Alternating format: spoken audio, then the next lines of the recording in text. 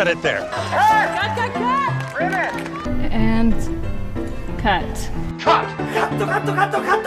Cut. Terrific. Cut! And cut. Cut. Let's try it again. Cut! And cut. Cut! Check the gate. Cut it. Cut. Welcome to Cut, just another movie podcast. I'm Manny. I'm Angie. And we're two siblings that love movies. I know what you guys are thinking out there. It's been 2 weeks.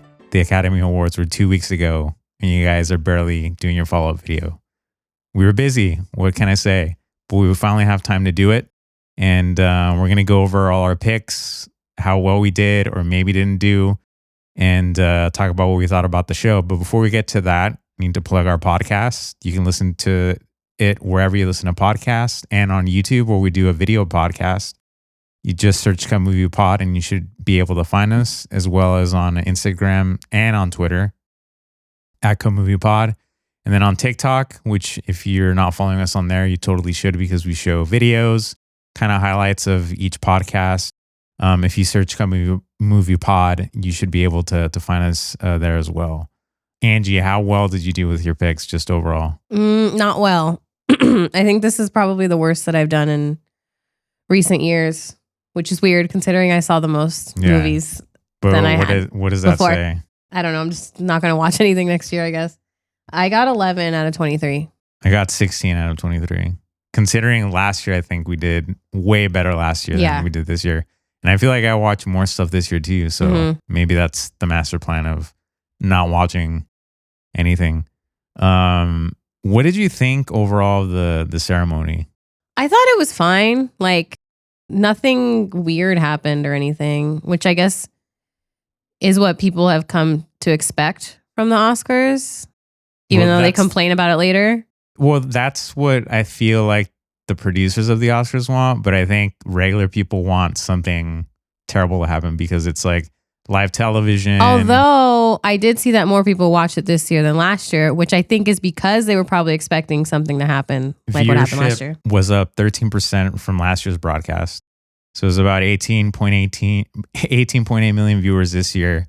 I think 2020, when Parasite won, that was like over 23 million viewers. So it's been on the uptick since the pandemic, but it still beat the Grammys and the Emmys in ratings. Whatever. Nobody watches those. Yeah.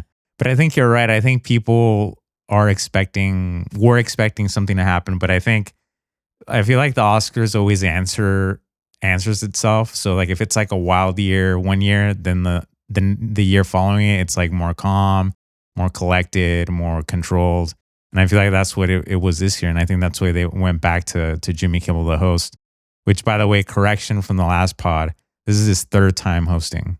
Oh. So the first year was 2017 with the La La Land Moonlight fiasco. Right. And then they asked him to come back the year after to kind of, clear his name or just fix, have a clean Oscars. And then obviously he did it in 2023. What did you think overall of him hosting? I think he's always great. He's kind of the safe bet, I think, now. I don't think he really took any shots at anybody, at least not that I could remember. Did he took some at Tom Cruise. Whatever. Everybody takes shots at Tom Cruise. Yeah. With the shirtless dudes in I mean, that was nothing compared to, was it the Golden Globes? Right. Yeah. That was a shot at Tom Cruise. What did you think of when the very beginning, the jets flying over? Oh, I totally thought Tom Cruise was going to come out of one of the jets. Yeah, that's what I thought too. I thought he was going to like parachute in, but I thought so Tom too. Cruise was completely MIA. He was at the Scientology Center. So everyone was wondering where he was at because obviously Gun Maverick was nominated for Best Picture. His cast and crew were there, for the most part, and he was the only one missing. He claimed that he was filming a scene in Mission Impossible and that that it was like a scheduling conflict. But I found a photo with Christopher McQuarrie. Now, if you don't know who Christopher McQuarrie is, he wrote some of Top Gun Maverick and he's directed the last 3 Mission Impossibles now. He was at an after party, an Oscar after party, and there's a photo with him in the cast. So Tom Cruise is supposedly filming something for the new Mission Impossible, but Chris McQuarrie was in LA. I had read that he didn't want to bump into Nicole Kidman, and that's why he didn't go. And I was like, that's she was front row. Stupid. And then the other interesting thing about it is that he was on Jimmy Kimmel Live like 2 weeks before the Oscars. Mm-hmm. And they were all chummy and joking about like, oh, what would happen at the Oscars and yada, yada, yada. And at the end, Tom Cruise being Tom Cruise is like totally hyping up Jimmy. He's like, dude, you're going to do a great job. It's going to be amazing. Like give him an applause and stuff like that. And then he's like, no show. Because some people theorize that he didn't want to hear jokes about Scientology. And, Okay. but it's like, dude, you've been a Scientologist how long? And, you know, you don't have a thick skin by now to take a few jokes. But Right. the Nicole Kidman thing is a good point because I didn't think about that. Yeah, but I think it's childish. It's like, Yeah. it's been years. And it's also shitty because it'd be one thing if like he didn't show and he was like, maybe he was just nominated himself, but it's like, it's his movie. And the whole cast was there and too. the whole cast was there and it's best picture, you know, and it's a big event. And you would think that these big stars would show up to these things, you know, even though they may lose, they may know that they don't have a chance. But yeah. And then the same thing with James Cameron. He was like MIA, Yeah. you know. But going back to Jimmy Kimmel with the jets flying over, and then I thought it was going to be like we said, Tom Cruise parachuting it, but then it was like Jimmy Kimmel.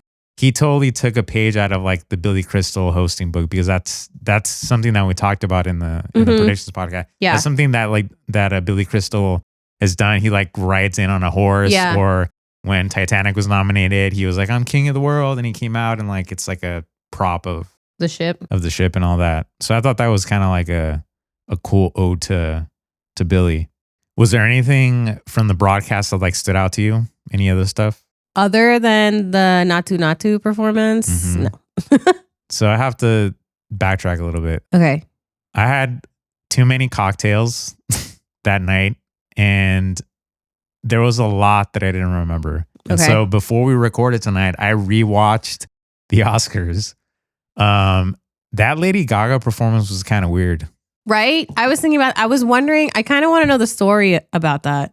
It was intense. You know, it was a Lady Gaga performance. It was intense, but she was so like a little over the top. Well, I'm kind of wondering with the whole costume change thing, if that was on purpose or if Mhm. like something happened with what she was going to wear. And then, because she seems like the type to like, if something were to happen, she would just kind of scrap it on and be like, whatever, I'm just going out there with no makeup and like in my jeans. And that was the other thing too, is like she was barely wearing like any makeup. yeah, comparing to what she wore when she got there. Right. So I feel like something happened with what she was gonna wear originally or what she Yeah. was gonna do, and then she just ended up being like, whatever, I'm just gonna go out there. And just the way that it was even shot too. It was Mhm. like really tight shots of her. Yeah. And at first it seemed like it was like a oneer because it was like really stayed on her face. But then they did cuts in between. And it sort of segued because I think that was where Pedro Pascal gave out the awards and he's walking off stage with, who did he give award with? Elizabeth Olsen. They walk off and then the camera just pans and it's like boom, Lady Gaga like out of nowhere. Yeah. So maybe there was something I don't know. that was supposed to happen, but and then they dedicated it to Tony Scott at the end, which I thought was pretty cool. But other than that, everything, the show kind of like went along. My biggest gripe, there were no montages. Yeah. Think about that. I do love the montages. And I know I'm sure they did it for time, but at least give me one good montage. Yeah. Well, did they have one in the beginning? They did, no? Maybe they did a brief one of the best pictures. Unless it was like, it might have been something in the pre-show then. Yeah. Like a pre-show montage. Because all I remember is that setup of Jimmy being behind Tom Cruise in the jet and then Yeah. they're flying together and then cut to real jets flying over the Dolby Theater and then that bit happening. But I don't remember beyond that. There were no montages after that. Sad. Let's get to what we got right and what we got wrong. Everything Everywhere All at Once obviously won the big prize, won Best Picture. It won 7 Oscars overall. It came close to what Silence of the Lambs did in 1992, which is Silence of the Lambs is still the last movie to get Best Picture, Best Director, Best Screenplay, Adapted Screenplay, Actor and Actress. So it's like the top 5 awards. Mm-hmm. Silence of the Lambs. Everything Everywhere All at Once missed it by 1 because Your Boy got Best Actor. Right. And no one was nominated for Best Actor. But they still got, Best Actress, Best Supporting Actor, Best Supporting Actress, which we'll get to, and then original screenplay, director, and picture. So that was the big winner of the night. What's interesting is that there were no Oscars for Banshees. They didn't get anything. Elvis, The Fabelman, Spielberg got shut out completely. Tar, and Triangle of Sadness.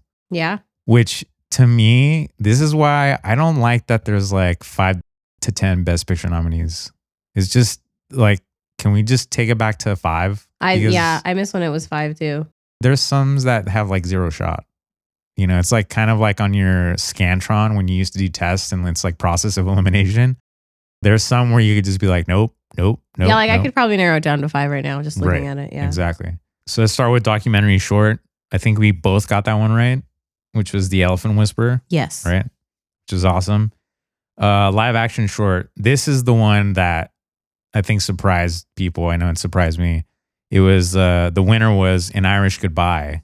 And we had Le Pupille. Which because I wanted to see The Irish Goodbye. Uh-huh. Because I love Irish goodbying. Everyone who knows me knows that I like to do that. Yeah. And it wasn't available anywhere. What created a cool moment in the ceremony is that the main actor, well, not actor, the main actor, it was his birthday. And they sang happy birthday to him. Yeah. Animated short, that was like a given. We got that one right. It was the boy, the mole, the fox, and the horse. I still really wanted Ice Merchants. Yeah. And then what was funny is like, of course, who gets to say My Year of Dicks? Pedro Pascal. Of course. That wasn't set up at all by the producers of the Academy. Right. Visual effects, that was another one we both got right, which was Avatar. Sound, what did you have? I had All Quiet on the Western Front. I had Top Gun, and I had the Academy getting Top Gun for sound, so I got that one right. Production design. This is where in the ceremony, I thought that All Quiet may have a shot at Best Picture because it ended up getting production design, which I had at Babylon. And I think, didn't you have? I had Elvis. Elvis, yeah. So when All Quiet on the Western Front won that, I was like, oh shit, maybe there's an upset that's about to happen, but it didn't happen. Makeup and hairstyling. What did you have? Elvis. I had Elvis too, and the Academy, and then went to The Whale, which is fine, I guess. Yeah. Whatever. Editing. What did you have? I had Tar. Yeah, because you like the idea that it was like the invisibleness that you couldn't tell that it was like edited. Right. I had Everything Everywhere, and I thought the Academy would get it too, so I got that one right. Costume design.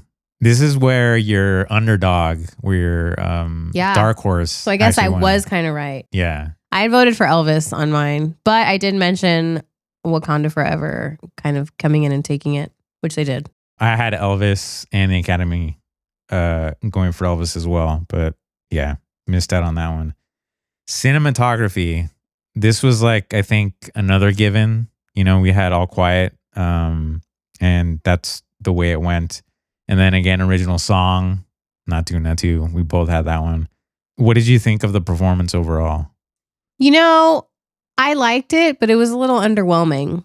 Like I felt like it needed more. You know what I wanted? I wanted the actual actors to I did too. And that's what a lot of people were saying. And people were like, well, they're just actors. And they're like, no, like but they do it all the time. Like, yeah. So yeah, I think maybe that's what it was, is that I kind of expected them to do it. But I feel like, I don't know, it needed more, like, I don't know. They weren't excited enough. Also, it felt short. Like, I know they had to cram all the best original songs. I think they shortened it for sure. Yeah. And it felt kind of like rushed. But I did like the joke that Jimmy's like, if you go on for too long, we're going to get the dancers to come out and like just shove you off stage. Yeah, that was pretty good. Original score. I think this is travesty. It's good. It's good. It's like 3 notes. It's great. It's like the Batman, you know? So All Quiet on the Western Front got it. Won the Academy Award. I had Babylon. But I really wanted Banshees to get it.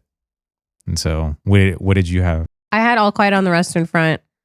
And I wanted Banshees. But I thought Babylon. So you had? Well, I had All Quiet. I voted All Quiet on the Western Front. But then I was like, for what you I would wanted. want Banshees. But then I put Babylon getting it. So in the end, I ended up picking All Quiet and Babylon. Oh, so you switched it. Yeah. Oh, okay. Yeah, I'm still upset about that. Documentary feature.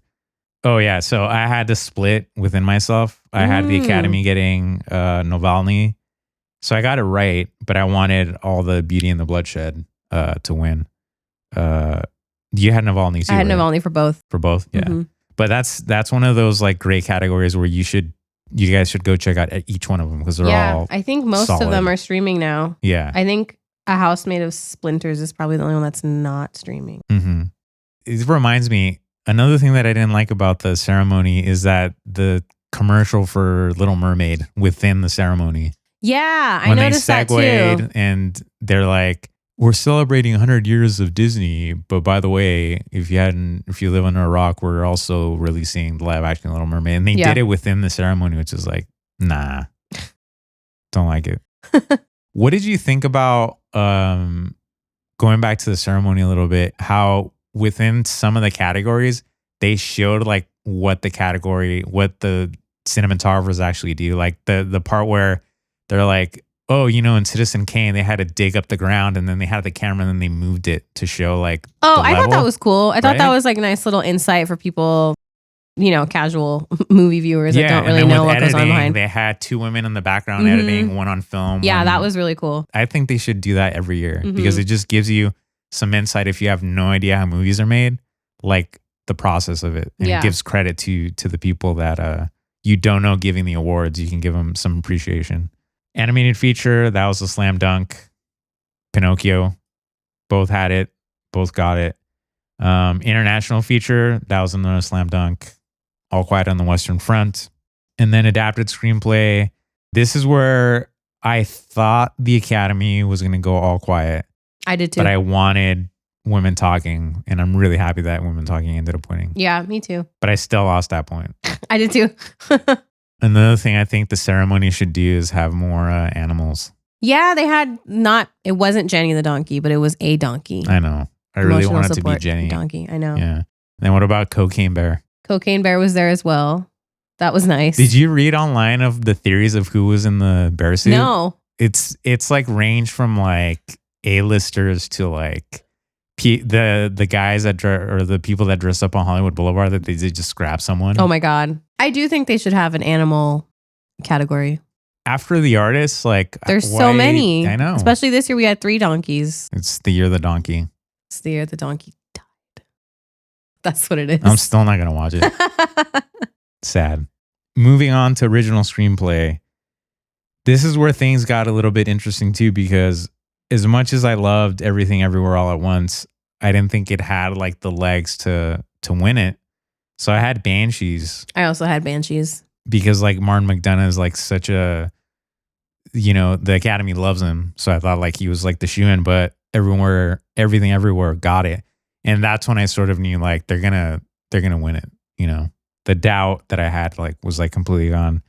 And here we go with maybe the most controversial category was actress in a supporting role. I had, because of what happened in the SAGs, that changed my mind completely. And I'm like, the Academy is gonna choose her, and they did. But I really wanted Angela Bassett or Stephanie Hsu to win it. Mainly because if you go back, like the responsibility that like Stephanie Hsu has versus like Jamie Lee in the same movie, Yeah. Stephanie's doing way more, and Jamie Lee's just kind of playing this like disgruntled. Like it could have been office anybody job. else in that category. If it wasn't Angela Bassett, it could have been anyone else but Jamie Lee Curtis. Right. And like I get it, she's been in the business forever. When and- she even mentioned her parents. Yeah, in the and I acceptance understand speech. like that's really cool for the horror community. That's great. But like, I don't know. Well, she mentioned that too. She's like, oh, all the genre people, this is your That's Oscar cool. too. Like happy for that, but I don't know. When you had like a category that was stacked Not for this. other than her. 5-10 years from now, it's gonna be one of those like they should have won for something else. Yeah. Like kind of like with Al Pacino when he won for Scent of a Woman.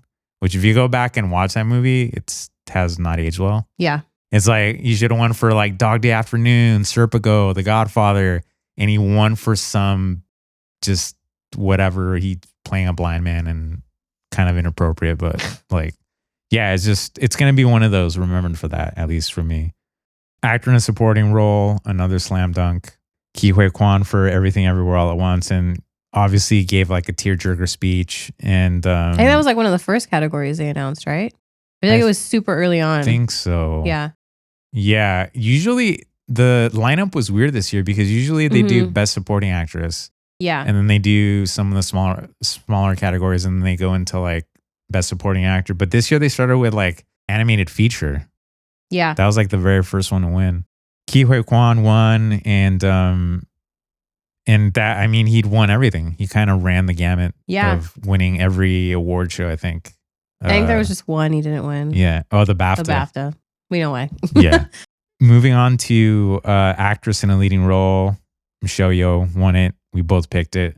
I still had the little inkling that maybe Kate was going to like sneak in there and win it. And then the whole Andrea Riseborough thing didn't even matter. Nothing happened with like, that. Yeah. You know, it was like a super long shot. She gave a great speech too. And this was all just leading into Everything Everywhere, you know, really taking everything else except for obviously actor in a leading role. That was the big also like back and forth that I had with Brandon Fraser or Austin Butler. I picked Austin Butler, but I thought the Academy was going to go with Brandon Fraser. And I had the opposite. I picked Brendan Fraser and... Oh, you didn't do double? No, I picked Brendan Fraser and said that the Academy was going to pick Austin Butler. Dang. Yup. Oh, well.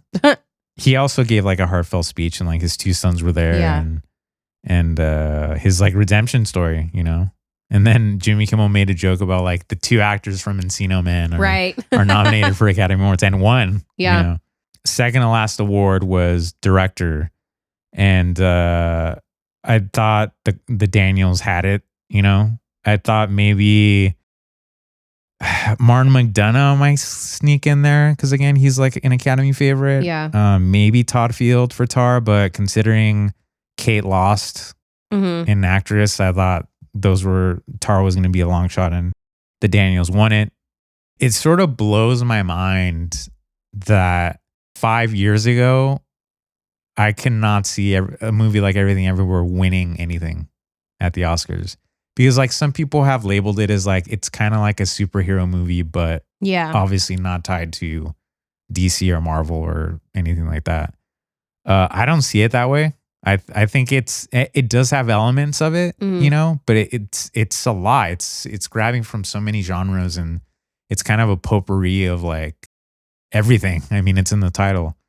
So to see them win it, it was kind of like a change of the guard for me. And you can, you know, connect it to Parasite winning. I feel like Parasite, that's when the shift sort of happened, you know, at least to me. What do you think? Well, even when I was watching it, when I saw it in the theater, it was already kind of building momentum. I don't know if it was building like Oscar momentum, but it was kind of, people were kind of starting to talk about it in a sense of like Academy Awards. And I was kind of like, I think it's a little too weird. I thought that too. Like, I was like, I don't know. Like it felt a little too mainstream to be like, and weird at the same time. I thought where it was going to win everything was like the Independent Spirit Awards. Right. I thought that movie was made, you know, for that. But like you said, like when there was like Oscar talk, I thought it was like a really long shot. And especially because it came out like early in the year. And the whole idea is like, if you want a solid shot at the Oscars, you want to come out in like October, November, December. But it came out way before that. And obviously going to Best Picture, it won that as well. And I just thought the same thing. Like, it's just kind of mind blowing that it's gone to the point where now it feels like anything can win, you know? Yeah. Because you would think normally like something like The Fabelmans would win Best Picture, you know, or even like All Quiet on the Western Front. Or Banshees. Or Banshees, Tar, even. Yeah. You know, the films that are sort of really have that DNA of Oscar fodder, basically. Yeah, exactly. Yeah. And it makes me think of like, you know, the possibilities of like, dude, horror. Can you imagine? I think it's still kind of a long way off, but I would love that to be a thing. I think it would have to be a mix. Well, because I know once like Get Out was nominated and won, everyone was like, oh my God, yeah. And I think what really disappointed people this year was Nope getting shut out. Because, Right. you know, there was like cinematography, I really love sound Nope. even. Yeah. Like that would have been, it should have been in, you know? And so I think that kind of not depressed a lot of people, but kind of like discouraged a lot of people. I mean, you never know. And I know people were saying like, oh, Mia Goth for Pearl, but I don't think so. But, you know, but there's always, I feel like horror is in the conversation now more than it was before. And I think mostly that's because of movies like Get Out or even Parasite. Like Parasite I was just going to is say kind that. of a horror movie. And yeah, I'm really hoping that the momentum that it has now just only gets bigger. I really hope we see more films like Everything Everywhere All at Once. And I think this is A24's first Best Picture Oscar. I don't want to say it is, but I think so. You kind of have to see an A24 movie. Like, you know, it's going to be good. But it's also sort of setting the trend where, you know, I know the indie studios back in the 90s with Miramax and the person that we shall not name, he kind of hijacked the Oscars, Right. With, you know, campaign strategies and money and being very strategic and all that. But I feel like it might go back to that where it isn't, you know, these power studio streamers like with Coda winning, you know, through Apple Plus, and then Netflix throwing all this money at Scorsese, you know, hoping that he would have won it and he never did, and with Cuarón with Roma. So I think it's kind of like the Wild West, you know, which is weird to think about since the Oscars have been around for almost 100 years. And actually, correction, Moonlight was an A24 movie. Oh, there you go. So it was 2017. Yeah. So it's got two. But they've won for Ex Machina, Room, Amy, Minari, just different categories and all those. So they've definitely won They've a bit. had Oscars. But as like, far as Best Picture, Picture. yeah, it was Moonlight and Everything Everywhere All at Once. I mean, to me, that's exciting. Yeah, that's fun really cool. and variety, and also shows the diversity of how the Academy is now not just old white dudes. Yeah, It's getting mixed and evidence because of Michelle Yeoh winning and Ke Huy Quan and Viola Davis in years past, and Octavia Spencer, and you know, you in RRR, you know, that would have never have won. no, You know, it wouldn't even been nominated. no. I think the Oscars are finally moving in the right direction, and I think, you know, it's exciting, and you never know what's going to happen. You know, that's the thing too, that I think the Oscars got kind of very formulaic, but now it can be a free for all, and I think it'll invite people to watch more and more. That about wraps up our reaction video to the Oscars and our predictions and how well or not so well we did this year. If you haven't listened to our podcast, make sure that you do. We're streaming wherever you listen to podcasts. And again, we also do a video podcast on YouTube. So we'd really appreciate it if you like, subscribe, comment, even if you disagree with anything that we have to say. We really want to engage with you guys. We have deep dives on Titanic. We really go in depth with all sorts of stories behind the scenes and the making of those movies. Deep dives on the Blair Witch Project, Texas Chainsaw Massacre. We also do reviews on Pig, and we did it on Skinamarink, which is a great indie horror movie if you haven't checked it out. So we have a lot of content for you guys out there, and we hope that you guys continue to listen and interact and join us on a little movie adventures. Coming up, we don't have a movie, so who knows what it's going to be. Who knows? I'm sure we'll be doing more reviews. Beyond Fest is coming up, so It's so far away. it's not that far away. Yeah, it's far away. We're not even in April yet, but we'll be coming up with something soon for sure. Thanks again for listening, and we'll catch you guys on the next one. Cut. That's a wrap.